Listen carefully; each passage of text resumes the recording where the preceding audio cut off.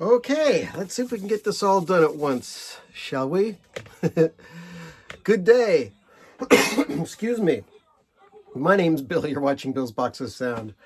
And today I'd like to show you my residence collection of records and CDs. Now, this is not a complete collection. I haven't been listening to the Residents that much since the turn of the century. I mean, I haven't been buying their new records, but from about 1978 through 2000, I was a big Residents fan. I mean, I got books about them. I joined their fan club and all sorts of other stuff. The story is that nobody knows who the Residents are. We know who the Residents are if we follow the group close enough. And I even believe that the names that they are using to call themselves who they are is a lie. Much everything about the Residents that you hear from the Residents themselves or from the Residents' corporations, companies, business entities, whatever you hear about the Residents, 90% of it is a lie or a story that was made up to accommodate something else that was done. But that's okay. The Residents' entire career is like a musical composition.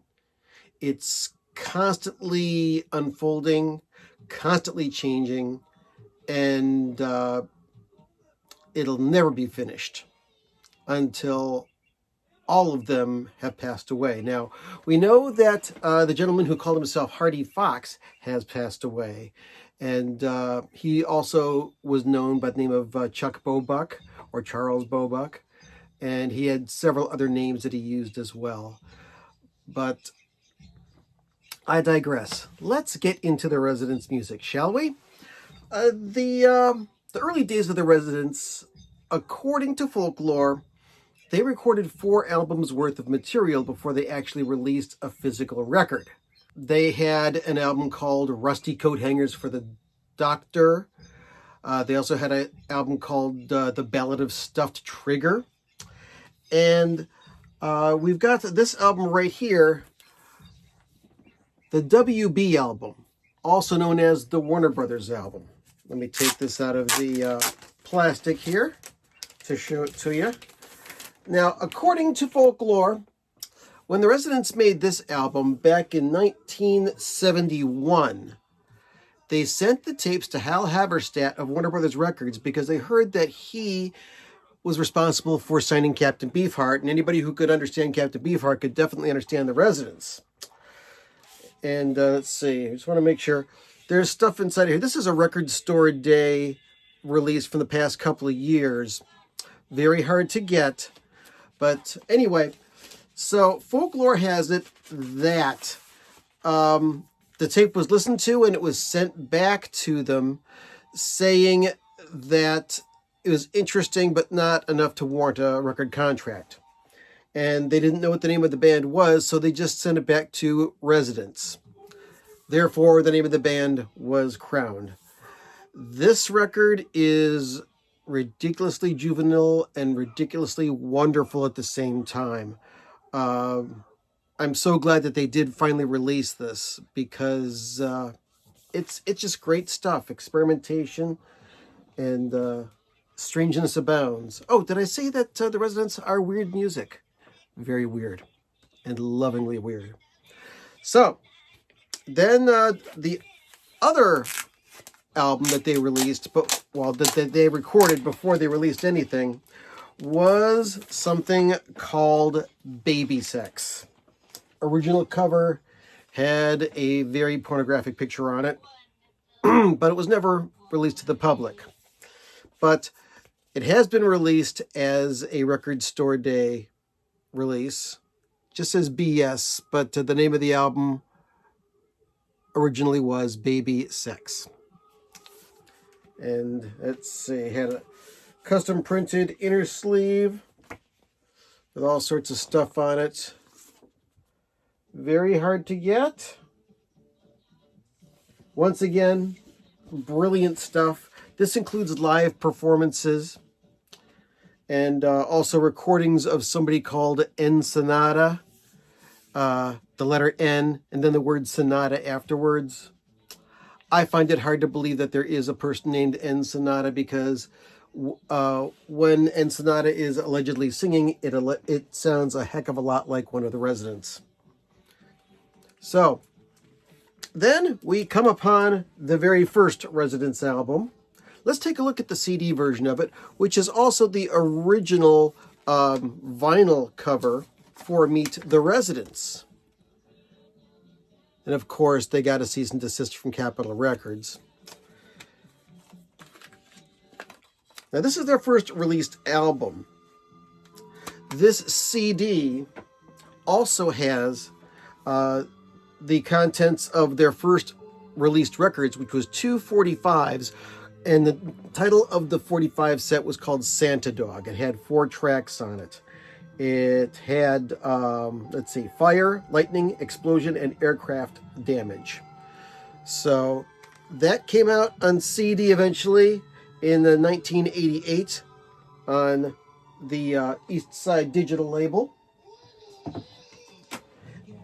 And it was re-released. Now, a lot of my old original Residents records are water damaged on the bottom because there was a time where I was in between a nasty divorce and another living space where I had to store my records in somebody's basement. And the basement got flooded and hurt a lot of records. Whatever I could save, I could save. And here's the back of the reissued version of Meet the Residents. And there is also a picture disc that came out. And this is not the stereo version that's mostly available. This is a mono version, which has like 8 minutes of extra music on it.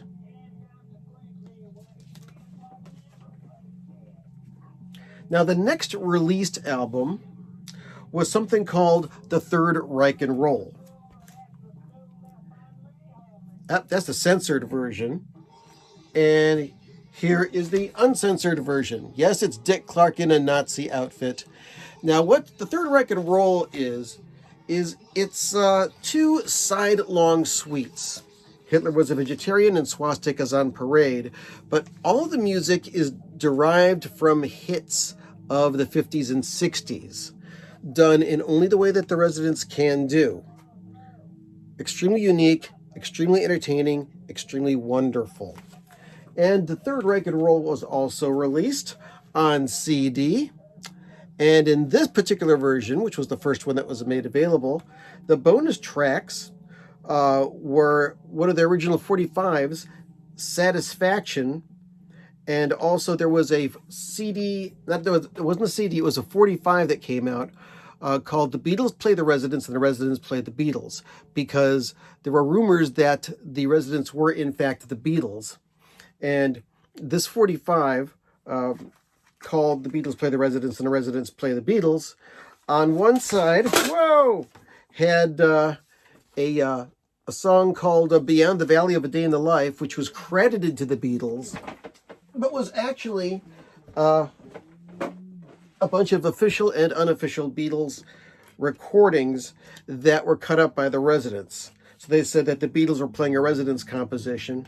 And the flip side of the 45 was the Beatles song Flying as performed by the Residents, because they said that was the only Beatles song that was credited to all 4 Beatles. So that's the Third Reich and Roll. Next we come up with Fingerprints. I happen to have a very first pressing of Fingerprints. And the label looks like this. That's for side 2. And this album came out in 1976.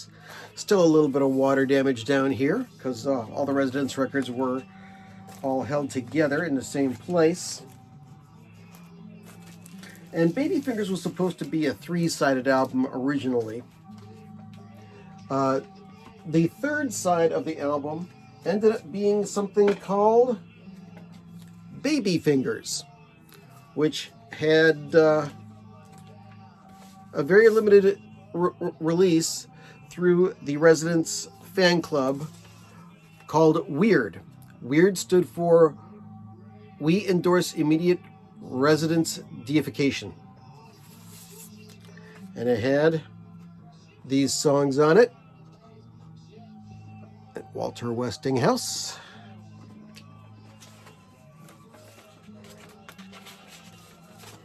That's a 7-inch. And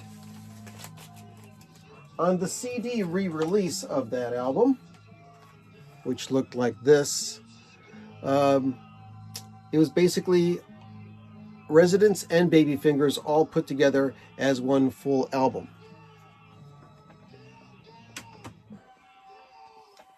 Next, we have an album called Not Available. Now, according to Residents folklore, this was the second Residents album, or it was meant to be the second Residents album. It was recorded after Meet the Residents, and it's a very involved story about a woman named Edwina. Once again, my original copy damaged, and the Residents could not release this album until they had forgotten about the recording of it. And they also released it many years later with about 13 extra minutes of music. And I believe that's the version that's currently available. And let's see. I got two different versions of that. I've got the original one, which also has some songs from an album called Titled in Limbo by Ronaldo and the Loaf. And there's another version of Not Available on CD. And you know what? I'm going out of order here. But one of the reasons that Not Available was allegedly made to the public was because of a delay in an album that the Residents were making called Eskimo, which had not been finished yet. Now, I'm doing all this out of order. The album that came before Not Available was released was Duck Stab, Buster and Glenn. Or actually, it's more like this. Duck Stab, Buster and Glenn, which were two EPs. The original EP was released as a 45. Well, actually a 7-inch record that played at 33. And all the contents of side 1 of this album are from this 7-inch. And this came out very popish, shorter songs, great stuff. And came out on CD. And let's see, the bonus tracks were from a record called Goosebump, which we'll see later on. Now, at this point in time, the Residents did finish an album that they've been working on for a long time called Eskimo. It was rumored about in the press and the public, and they finally came out with this album, Eskimo. Once again, some water damage here, but the original version did come out on white vinyl. This was a story about Aboriginal Arctic Eskimos told through stories, sounds, and sound effects. Don Preston of the Original Mothers played synthesizer on some of it, and it was a very cool record. Very hard to get into, as a lot of the Resident stuff is. And this is a gatefold. Let me see if the gatefold will open up. I've got the original inner sleeve for it. And let's also take a look at, here it is, all the liner notes for the original Eskimo album. And I've got a CD version of that. Bonus tracks from this version on East Side Digital, which came out 88, 89, something like that, were a composition called The Replacement. 4 songs which were from a compilation album called Subterranean Modern. I know I'm going too fast, but hey, I just wanted to do this. Next came something called Eskimo, disco reworkings of the Eskimo themes. And the flip side of that was Goosebump, which is a residential telling of Mother Goose rhymes with their friend Snakefinger, Philip Snakefinger Lithman, a guitar player that played on a lot of the Residents' records for as long as he was alive. I've also got a CD of it, import CD. And it's also got a couple of stray songs on there. Take a look at that.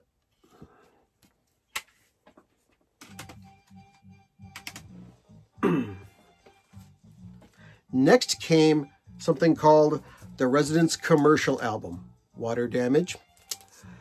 The commercial album was an album of 40 one-minute songs. And there were guest stars that were not credited on here. Rumor has it that Lena Lovitch, Andy Partridge, and other famous people were on this album. If you want to add your comments, just do so below. But this is the original 40-track album. And subsequent CD had 10 extra bonus tracks, making it a 50-song CD with all sorts of odds and ends. The next album that came out was Mark of the Mole. Here is the original release of Mark of the Mole. And this was part of a big project they called the Mole Trilogy. And this album was supposed to be part one of it. Here's the story of Mark of the Mole. A race of creatures called moles that lived underground were forced out of their home by a nasty flood. And they migrated to a land of another race of creatures called chubs and decided to make their home there. The chubs were not happy with this, and conflict ensues. Now, this was part one of the Mole Trilogy. This also came out as a limited edition silk-screened record cover, signed by the residents. Yes, these are real autographs. They say Resident, Mr. Resident, blah, blah, blah. And the record is on brown vinyl. Now, part two of the Mole Trilogy. And once again, we've got some more water damage. The Tunes of Two Cities, which is songs of the moles and songs of the chubs. This was one of the first albums to use sampling technology in a portable form from EMU Systems emulator keyboard. And it seems that a lot of the chub songs were influenced by big band artists like Stan Kenton.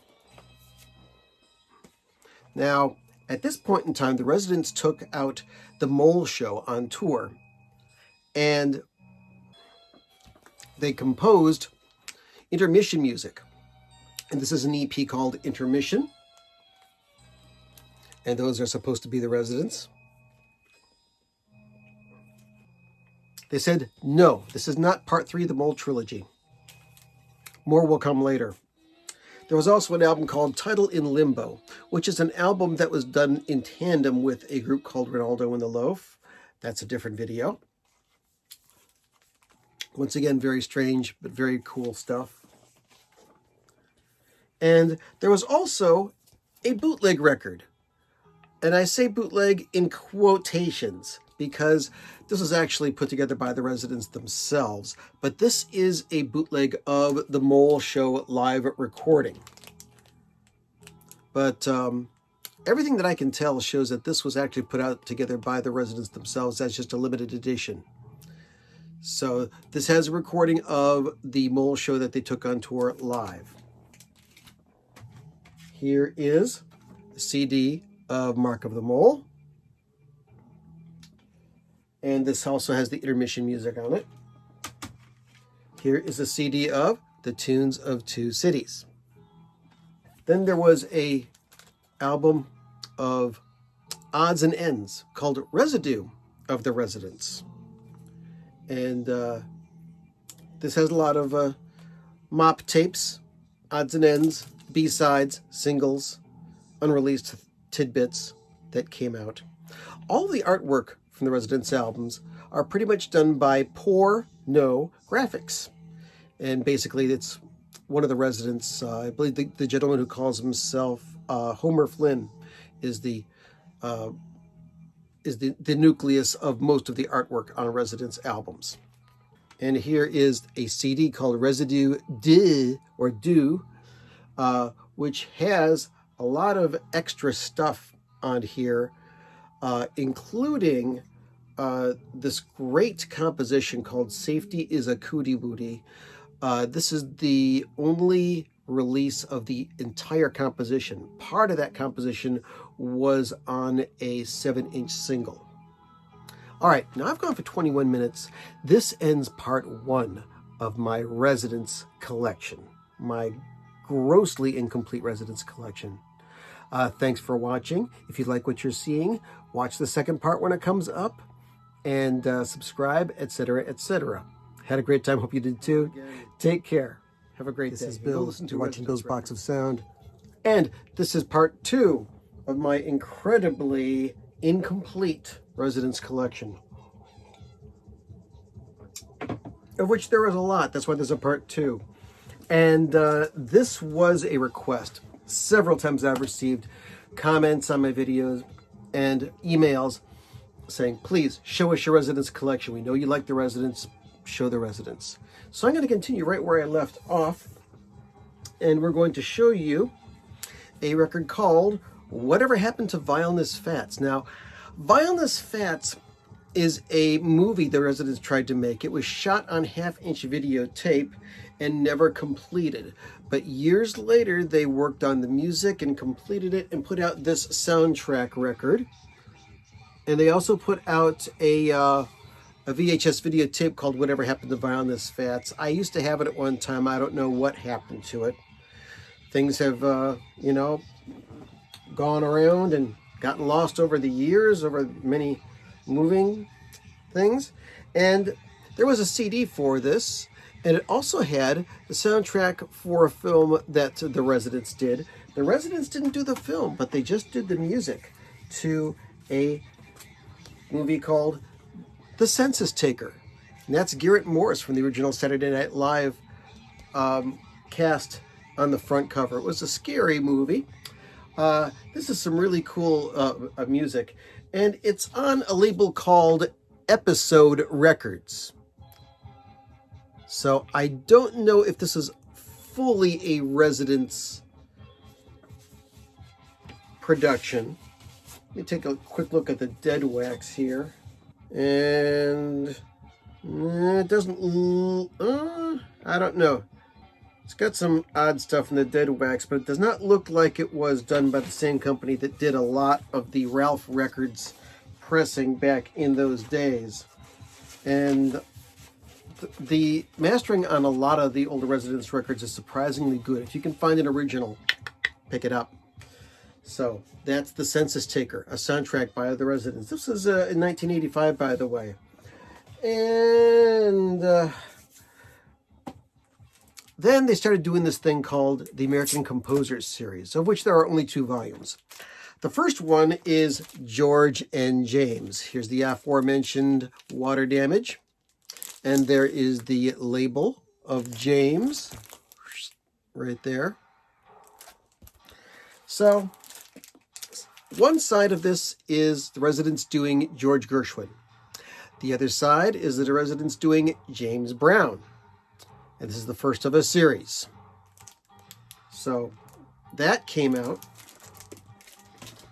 And yes, I've got this on CD. And this is a digipack only.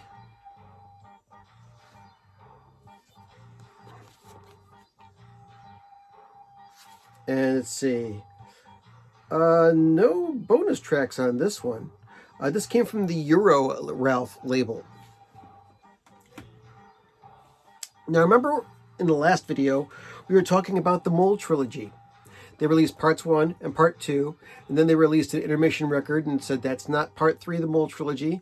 They put out the Residue record. They said that's not part 3 of the Mole trilogy. To date, there's never been a part 3 of the Mole trilogy. But there is a part 4, The Big Bubble. And the story behind this story is that generations after the Mark of the Mole story,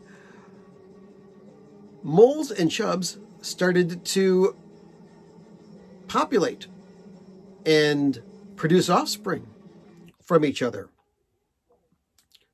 So, this is a fictional rock group called The Big Bubble. And it's punky, it's great stuff, it's weird. And it's part 4 of the Mole trilogy. Now, I'm going to show you a couple of compilations. One's called Heaven. The other one's called Hell. And these were compilations that were put out by Reich Disc in 1986. Both about an hour long. Heaven is some of the more nicer stuff, and Hell is some of the more rougher stuff. And if you take these two CDs and put them together, it's one painting. Yes, it's God masturbating with Residents. What can you do? Also, I've got a stub from my Residents concert that I went to. Actually, I went to 2 Residents concerts. They played 2 nights in Cleveland at Peabody's Down Under.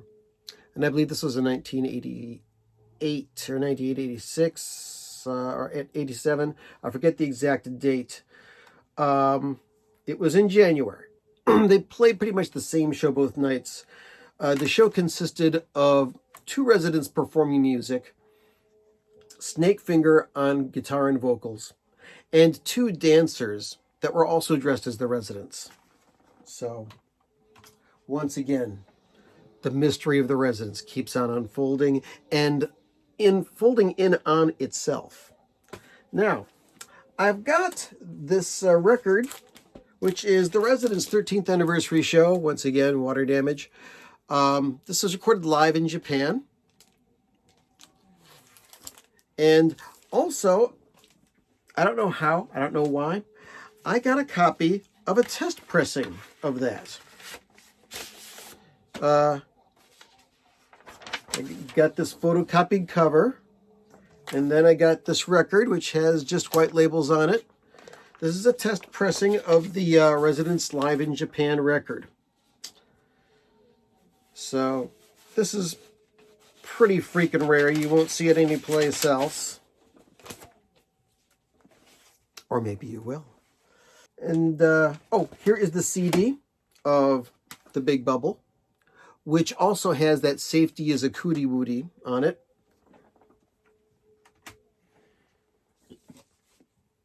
After that was Volume 2 of the American Composers series, which is Stars and Hank Forever. One side, John Philip Sousa. The other side, Hank Williams. All done by the Residents.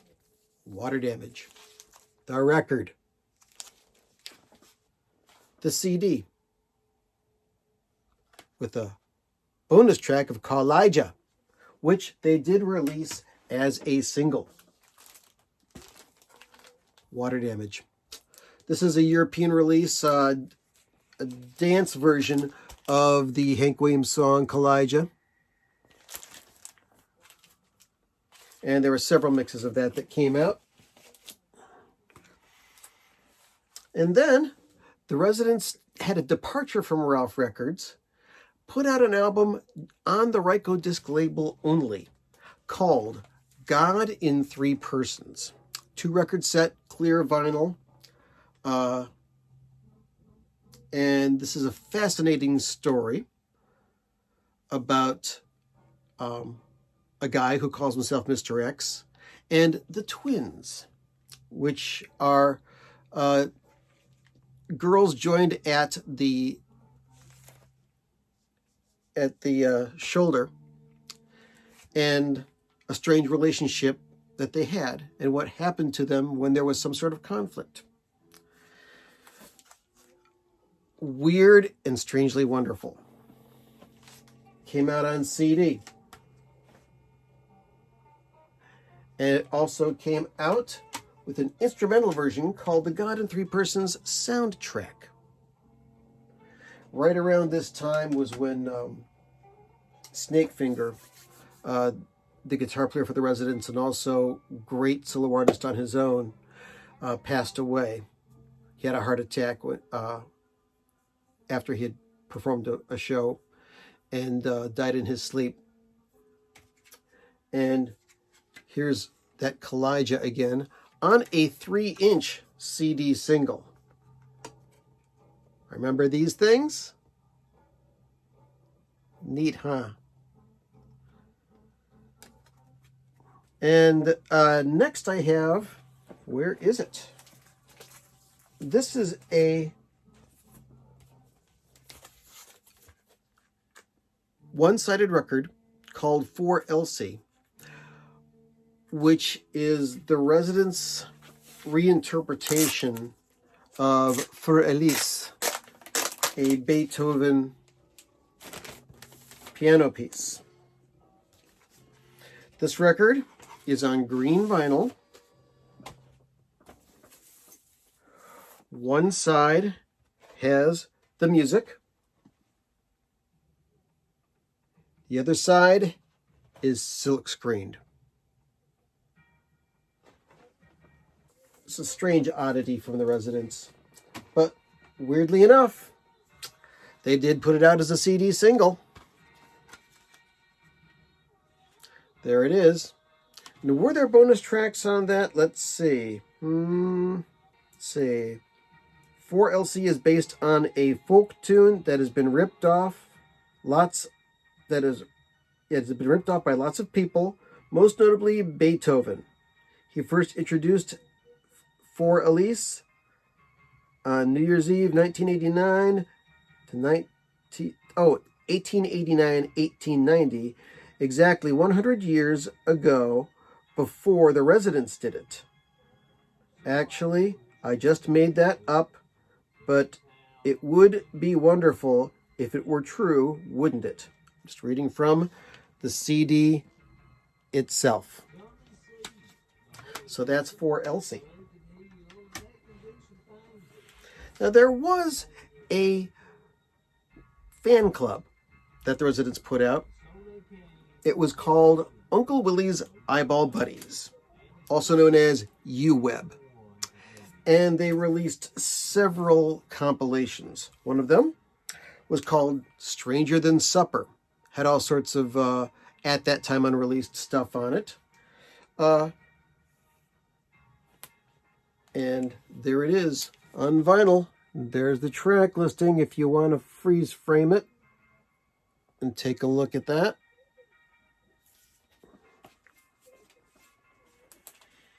They put out a single of their version of Ray Charles' Hit the Road Jack and excerpts from 4LC, which was like all of 2 minutes. This came out on the Torso label in Europe. And then another version of Hit the Road Jack, which has also Jambalaya by Hank Williams, Firefly from the Big Bubble, Cry for the Fire, also from the Big Bubble. Just an odd 12-inch single. And then we get into the CD era. I don't have the majority of this stuff on records. We've got The Mole Show, live in Holland in 1983. This came out on the East Side Digital label. The Residents, live in Holland, 1986. This was recorded and put out in 1987.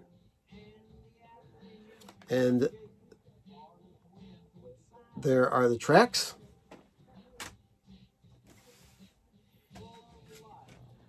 A fan club edition of Santa Dog, which has 4 different versions of Santa Dog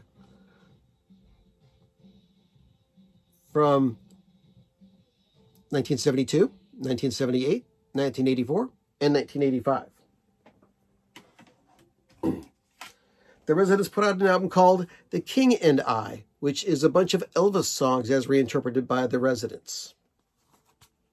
There's the back of it and the songs.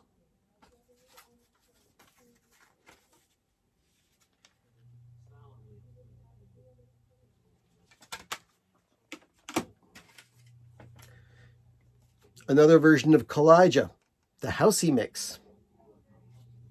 European CD single release. From The King and I, a single of Don't Be Cruel. Elvis song as done by the Residents. Yeah, Danzig wasn't the first person to do this. Then, Uncle Willie's Eyeball Buddies, the fan club, put out something called Buckaroo Blues, which also had bonus tracks, Land of a Thousand Dances, Double Shot of My Baby's Love, and God in 3 Persons Over. Check that out. Then the Residents had a live show called Cube E, the history of American music in 3 easy pieces. And that's the back of that CD. Sorry about the glare, boys and girls. I know Mr. Maslov is shouting at his screen right now. This came out on the Enigma label, which at one point in time went belly up and bankrupt, and a lot of their stuff is just not available anymore. And then the Residents did something called Freak Show, which was based on one of their CD-ROM games.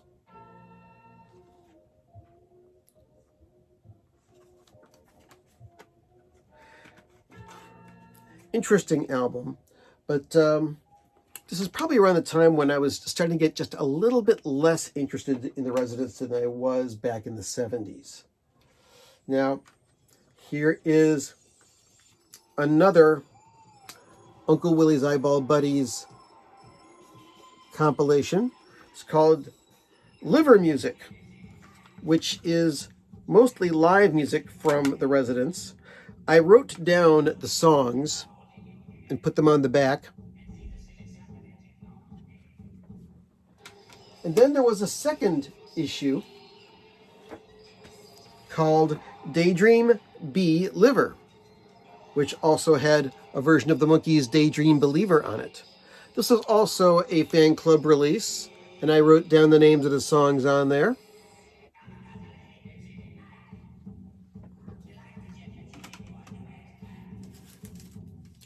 Now, here's something really rare. This is a CD release of the Residents live. There was also a cassette release, and this bag is probably going to fall apart as I pull it out. Limited edition, number 343. This is the Residents Live in the USA 13th anniversary show. I believe this was recorded in Cleveland. This is one of the shows that I saw.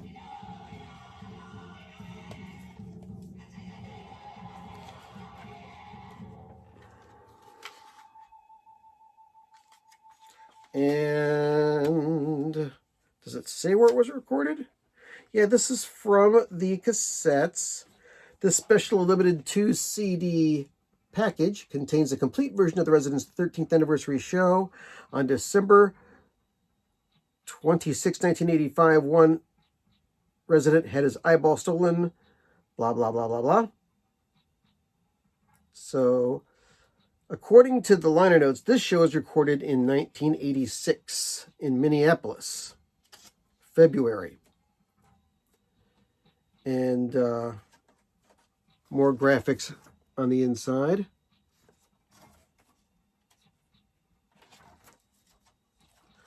The songs. And the back. For the Residents' 20th anniversary, they re-recorded a bunch of their songs and called it Our Finest Flowers. Back to Ralph Records, back to East Side Digital for their distributor.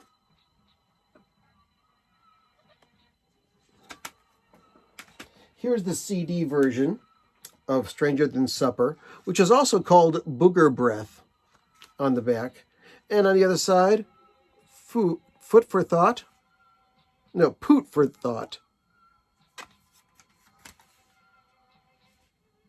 More stuff from the Uncle Willie's Eyeball Buddies archives.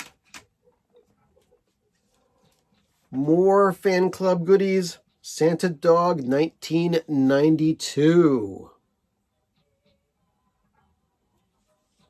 And of course, the fan club for the Residents basically was run by the Residents. There was also a book called Uncle Willie's Highly Opinionated Guide to the Residents. I have the book in storage, but here is a soundtrack CD that came with it. Let's see. And you know what? I don't know why, but my CD of the Snakey Wake, which is a memorial that the Residents did to Snakefinger, which looked like this, is not included in this. I probably stored it someplace else. But Snakefinger is that gentleman right there. And they did a special composition to memorialize him. This came out a year or two ago on the Secret Records label. It's already out of print. Residents also in 1995 did a soundtrack to Hunters. This is a nature show that was on television. Oh, Discovery Channel. And the Residents did the music to that.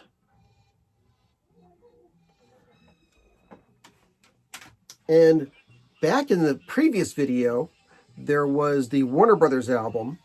This is an album that's supposed to be the Warner Brothers album remixed, although it doesn't sound anything like it. Very strange stuff.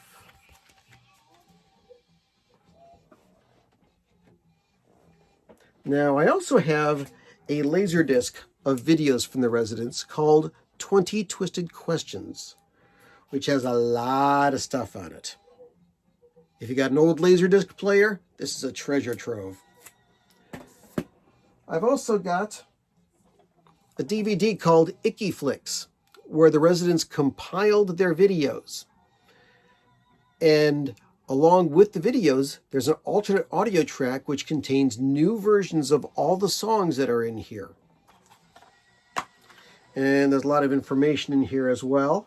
There's Easter eggs on it. And there's supposed to be a 2-record set of the music from Icky Flicks coming out on Record Store Day 2020, whenever that happens.